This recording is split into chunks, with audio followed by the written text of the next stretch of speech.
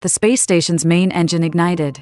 The robot fired up the booster. Right after that, Cooper activated the spacecraft's engine too. These operations seemed to take only a few minutes, but under the influence of the black hole, 51 years had already passed. In order to send Amelia to the third planet, Cooper detached the spacecraft from the station. He was pulled toward the black hole by its immense gravity. He ejected himself from the ship. No one knew how long had passed. Eventually, Cooper entered a tesseract, a higher dimensional space. He realized he was behind the bookshelf in his daughter's room. Different timelines were displayed throughout the tesseract. He located the timeline from the day he left. He knocked books off the shelf, and finally understood. All the strange occurrences in the room had been messages from him to his daughter. Back on Earth, Murph suddenly realized the signs in her room had to be from her father. At that moment, the robot's voice came through. It told Cooper that it was in their 5-dimensional space. They had saved him. They referred to the beings who had created the tesseract inside the black hole. The robot explained that gravity could transmit information across dimensions.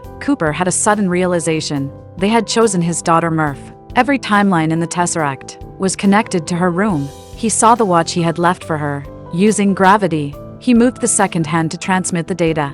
Back on Earth, Murph held the watch in her hands and noticed the second hand was ticking in a pattern. She knew it was a message from her father. Using the information, she completed the remaining half of the equation. Plan A was no longer impossible. Humanity finally had hope. After Cooper sent the data, the tesseract shut down. Cut to the next scene. Cooper woke up in a hospital bed. When they found him, he had only a few minutes of oxygen left. Thankfully, Murph was still alive.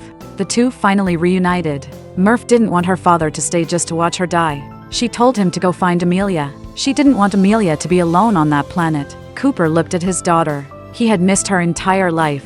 Now that they met again, it was only to say goodbye. He quietly took off in a ship, heading out to find Amelia. On the third planet, Amelia removed her helmet and breathed in the planet's air. It was suitable for human survival. She had begun carrying out Plan B. Would Cooper find her safely?